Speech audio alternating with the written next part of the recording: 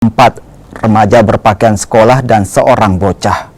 Aksinya pun mengundang perhatian pengguna jalan yang melintas di Jalan Veteran Kota Makassar.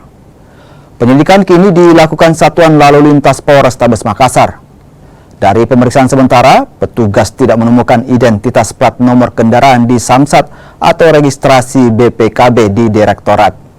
Polisi bilang aksi yang dilakukan melanggar Undang-Undang Nomor 22 Tahun 2009 tentang lalu lintas dan angkutan jalan, serta membahayakan keselamatan berlalu lintas.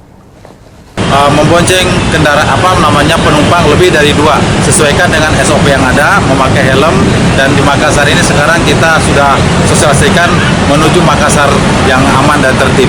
Ya. Apa ada rencana mencari pelakunya, Pak? Saya sudah perintahkan untuk anggota berdasarkan nopol yang ada tersebut, tetapi sampai hari ini nopol tersebut tidak terdaftar di Samsat atau di bagian Regiden. Berarti nomornya bodong ini, Pak? Ada kemungkinan plat tidak terdaftar, ada kemungkinan nomor tersebut tidak membayar pajak lebih dari 5 tahun karena secara otomatis terhapus dari daftar Regiden.